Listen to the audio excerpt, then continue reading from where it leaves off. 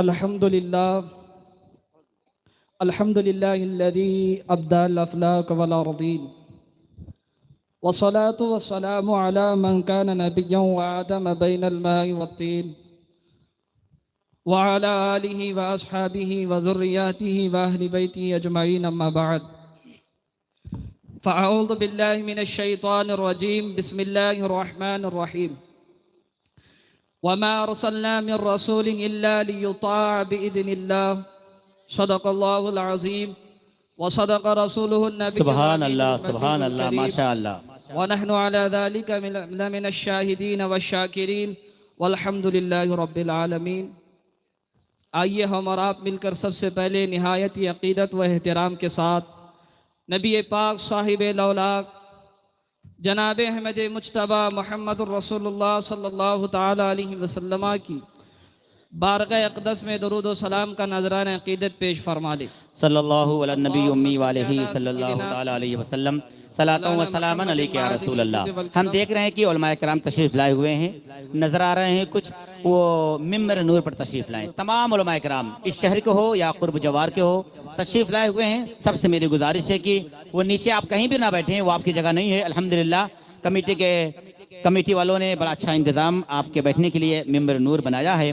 اس ممبر نور پر آپ حضرات تشریف لائیں، جتنے بھی علماء کرام ہیں، اور اس ممبر نور کو زینت بخشیں۔ تشریف لائیں۔ امام اہل سنت سیدی سرکار اعلی حضرت ارشاد فرماتے ہیں، سرور کہوں کہ مالک و مولا کہوں تجھے، سرور کہوں کہ مالک و مولا کہوں تجھے، باغ خلیل کا گلے زیبا کہوں تجھے۔ واہ واہ، تیرے تو وصف عیب تناہی سے ہے بری، تیرے تو وصف عیب تناہی سے ہے بری، حیران ہوں میرے شاہ میں کیا کیا کہوں تجھے۔ حضرات محترم، اللہ تبارک و تعالیٰ کا لاکھ لاکھ شکر و احسان ہے کہ اس نے ہمیں انسان بنایا، اور ہمارے آقا سرور کائنات صلی اللہ تعالیٰ علیہ وسلم کو خاتم النبیین بنا کر سب نبیوں پر فضیلت دی، اور آپ کے دین کو سارے ادیان کے لیے ناسخ بتا کر یہ واضح فرما دیا کہ اب قیامت تک صرف یہی دین رہے گا۔ اللہ تبارک و تعالیٰ نے رسول اکرم صلی اللہ علیہ وسلم کو خاتم النبیین بنا کر صرف انہی کو فضیلت نہیں دی، بلکہ آپ کے زمانے کو ہر زمانے سے بہتر اور افضل بنا دیا۔ اسی لیے رسول اکرم صلی اللہ علیہ وسلم نے ارشاد فرمایا، خیر القرون قرونی، سب سے بہتر زمانہ میرا زمانہ ہے، یعنی جس زمانے میں میں ہوں وہ سب سے بہتر زمانہ ہے۔ ہر زمانے میں اچھے اور برے کام ہوتے رہے، مگر کچھ کمی اور زیادتی کے ساتھ، تو رسول اکرم صلی اللہ علیہ وسلم کے زمانے سے جو جتنا قریب ہے وہ اتنا اچھا ہے، اور جو جتنا دور ہے وہ اتنا برا ہے۔ آپ بطور تمثیل یوں سمجھے، یہ لائٹ کی جو روشنی جل رہی ہے، اس کی روشنی یہاں پر زیادہ ہے اور وہاں پر کم ہے، اسی طرح اس لائٹ کی روشنی، اس لائٹ سے جتنی دوری ہوتی جائے گی روشنی کم ہوتی جائے گی۔ تو رسول اکرم صلی اللہ علیہ وسلم کی نبوت و رسالت کی روشنی ڈائریکٹ جن لوگوں پر پڑی وہ سب سے بہتر ہے۔ اسی لیے حدیث شریف میں ہے کہ حضرت سیدنا ابو ذر غفاری رضی اللہ تعالیٰ عنہ نے ارشاد فرمایا کہ قیامت تک جو سب سے اچھے اور نیک لوگ پیدا ہو سکتے تھے، اللہ تبارک و تعالیٰ نے ان سب کو اپنے رسول کا صحابی بنا دیا۔ سبحان اللہ ماشاءاللہ۔ اب کوئی کتنا بڑا ولی، بہت عمدہ، بہت خوب، کتنا بڑا ولی، کتنا ہی بڑا بزرگ، عابد زاہد، اللہ کی راہ میں خرچ کرنے والا بڑا سے بڑا سخی کیوں نہ ہو، وہ کسی صحابی کے مرتبے کو نہیں پہنچ سکتا۔ جیسے نبی کے مرتبے کو کوئی صحابی نہیں پہنچ سکتا، اسی طرح صحابی کے مرتبے کو کوئی تابعی نہیں پہنچ سکتا، اور تابعی کے مرتبے کو کوئی تبع تابعی نہیں پہنچ سکتا، کیونکہ حضور نبی کریم صلی اللہ علیہ وسلم وہ ہے جن کے برابر نہ صحابہ ہے، نہ صحابہ کے دیکھنے والے تابعی ہیں، اور نہ تابعی کے دیکھنے والے تبع تابعی ہیں۔ حضور اکرم صلی اللہ علیہ وسلم کو تشریف لے گئے 1400 سال ہو گئے، ان 1400 سال میں کتنے صدیقین، شہداء، صالحین پیدا ہوئے، مگر کوئی صحابی کے برابر پیدا نہیں ہوا۔ جب کوئی صحابہ کے برابر نہیں ہو سکتا تو نبی کے برابر کیسے ہو سکتا ہے؟ واہ واہ، بہت خوب، حق ہے۔ اس زمانے میں اللہ اور اس کے رسول کا نام لیا جا رہا ہے، نام کے ساتھ نام کے جو تقاضے ہیں کیا وہ پورے ہو رہے ہیں؟ کلمہ طیبہ لا الہ الا اللہ پڑھنے والے کروڑوں اربوں انسان دنیا میں موجود ہے، مگر لا الہ الا اللہ محمد الرسول اللہ کی تقاضے کتنے لوگ پورے کر رہے ہیں؟ دیکھنے میں تو یہ بہت مختصر سا کلمہ ہے، لیکن مسلمان ہونے کے لیے محض زبان حال سے کہہ دینا کافی نہیں ہے۔ اسی لیے قرآن نے فرمایا کیا لوگ اس گھمنڈ میں ہیں کہ اتنی بات پر چھوڑ دیے جائیں گے؟ کہے ہم ایمان لائے، ان کی آزمائشیں نہ ہوگی، لہٰذا ان کی آزمائشیں ہوگی، طرح طرح کی مصیبتوں سے دو چار ہونا پڑے گا، قید و بند کی زندگی گزارنی پڑے گی، بے محنت و مشقت کوئی مرتبہ نہیں ملتا۔ اسی لیے حصول علم کے لیے محنت و مشقت کرنی پڑتی ہے، راتوں کو جاگنا پڑتا ہے، تب جا کر کہیں دین کی سمجھ ملتی ہے۔ اور عالم دین اس حدیث فقیہ واحد اشد علی الشیطان من الف عابد کا مصداق قرار پاتا ہے، یعنی ایک فقیہ 1000 عبادت گزاروں سے زیادہ شیطان پر بھاری ہوتا ہے، 1000 عبادت گزاروں سے زیادہ شیطان پر تکلیف دہ ہوتا ہے۔ یعنی اگر ایک آدمی عبادت کرے تو شیطان کو تکلیف ہوتی ہے، 2 آدمی عبادت کرے تو شیطان کو تکلیف ہوتی ہے، 1000 آدمی عبادت کرے تو شیطان کو تکلیف ہوتی ہے۔ 1000 آدمیوں کی عبادت سے شیطان کو اتنی تکلیف نہیں ہوتی جتنی تکلیف اکیلے ایک فقیہ کی عبادت سے ہوتی ہے۔ فقیہ ایک ہے مگر ہزاروں پر بھاری ہے۔ حضرات محترم، اب وہ فقہا کہاں رہے؟ فقہا اڑتے چلے جا رہے ہیں۔ ابھی ہمارے درمیان ایک فقیہ کی آمد ہونے والی ہے جسے دنیا ممتاز الفقہا کے نام سے جانتی ہے، یعنی میری مراد حضور محدث کبیر دامت برکاتہم العالیہ کی ہے۔ ابھی حضرت چند ہی لمحوں کے بعد ہمارے درمیان جلوہ گر ہونے والے ہیں۔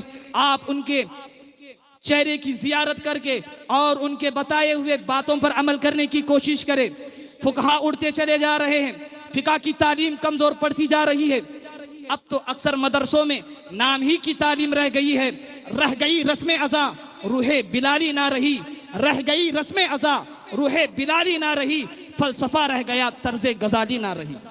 بہت عمدہ، بہت خوب، واہ واہ واہ، ماشاءاللہ۔ بہرحال میں عرض یہ کر رہا تھا، اللہ کا تقاضا تو یہ تھا کہ آدمی اللہ کے اوپر ایسا ایمان لائے۔ واہ واہ، ماشاءاللہ۔ بہرحال میں عرض یہ کر رہا تھا کہ لا الہ الا اللہ کا تقاضا تو یہ تھا کہ آدمی اللہ کے اوپر ایسا ایمان لائے کہ اگر اس کی شان میں ادنا درجے کی گستاخی ہو جائے تو برداشت نہ کر سکے۔ مگر اب ایسا زمانہ آ گیا ہے، کچھ لوگ کہتے ہیں کہ اللہ تعالیٰ جھوٹ بول سکتا ہے، معاذ اللہ رب العالمین۔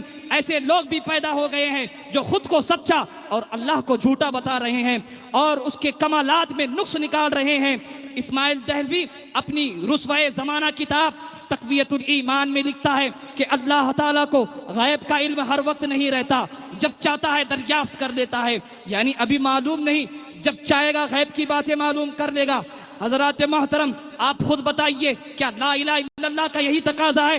لا الہ الا اللہ کا تقاضا تو یہ ہے کہ تمام کمالات، تمام خوبیاں صرف اور صرف اللہ تعالیٰ کے لیے مانی جائے اور اسے ہر عیب و نقص سے پاک تسلیم کیا جائے۔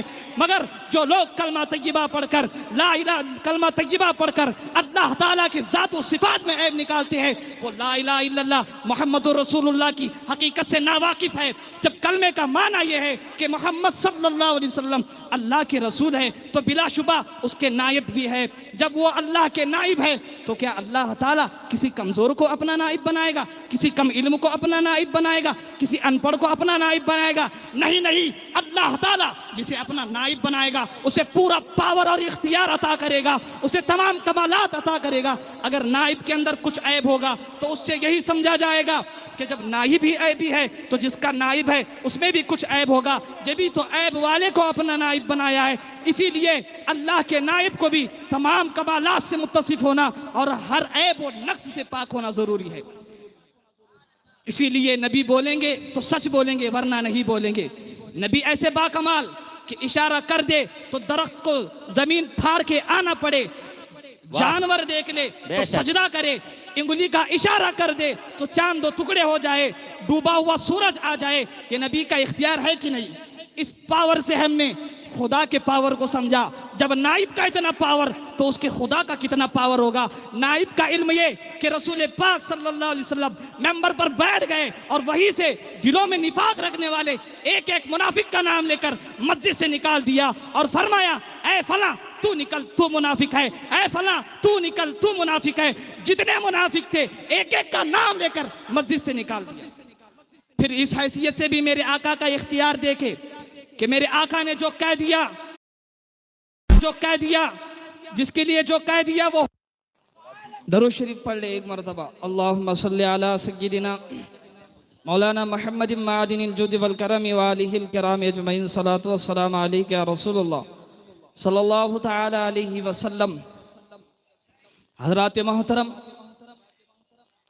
स्टेज पर उस्ताद गिरामी हज़रत अल्लामा मुफ्ती अब्दुर रऊफ साहब क़िबला मिसबाई दामज़िल्लहु अलैना तशरीफ़ फरमा है। फ़कीर ने इनसे बुखारी शरीफ जिल्द सानी किताबुल मगाज़ी में इस हदीस को पढ़ी कि मेरे आका सल्लल्लाहु तआला अलैहि वसल्लम जब मक्के से हिजरत करके मदीना तशरीफ़ लाए तो उस वक्त हज़रत साद बिन मुआज़ जो मुसलमान हो चुके थे और मक्के का सरदार उमैया बिन खल्फ, इन दोनों का दोस्ताना था। बड़ी तवील हदीस है, मुख्तसर अंदाज में इस हदीस को बयान करके अपनी तकरीर ख़त्म कर दूं। इन दोनों का दोस्ताना था, तो इसी वजह से जब हज़रत साद बिन मुआज़ मक्का तशरीफ़ ले जाते तो उमैया के यहाँ ठहरते, और उमैया जब मदीना आता तो हज़रत साद बिन मुआज़ के यहाँ ठहरता। एक मरतबा हज़रत सय्यदना साद बिन मुआज़ रज़ी अल्लाह ताला अन्हु मक्का तशरीफ़ ले गए उमरा के गर्ज से। आप उमैया के यहाँ मेहमान हुए। एक दिन आपने उमैया से कहा, उन्जुरली साअतन खलवतिन लअल्ली अन अतूफ बिल बैत। ऐ उमैया, मेरे लिए एक तन्हाई का वक्त देखो ताकि मैं चुपचाप तवाफ करके वापस आ जाऊं। तो उमैया ने ठीक दोपहर का वक्त देखा, जब आफताब सर पर होता है। ये वो वक्त होता था कि अरब के लोग इस वक्त अपने घरों से बाहर नहीं निकलते थे गर्मी की वजह से। अगर किसी को अशद ज़रूरत होती तभी इस वक्त अपने घर से बाहर निकलता था। हज़रते साद बिन मुआज़ को लेकर उमैया मक्कतुल मुकर्रमा खाने काबा की तरफ निकलता है कि रास्ते में कहाँ पता नहीं कहाँ से अबू जहल टपक पड़ा। जैसे ही उनको देखा तो कहने लगा, ऐ अबा सफ़वान, ये उसकी कुन्नियत थी। उससे कहा कि ऐ अबा सफ़वान, तुम्हारे साथ कौन है? तो उमैया ने कहा कि ये मदीने के साद है।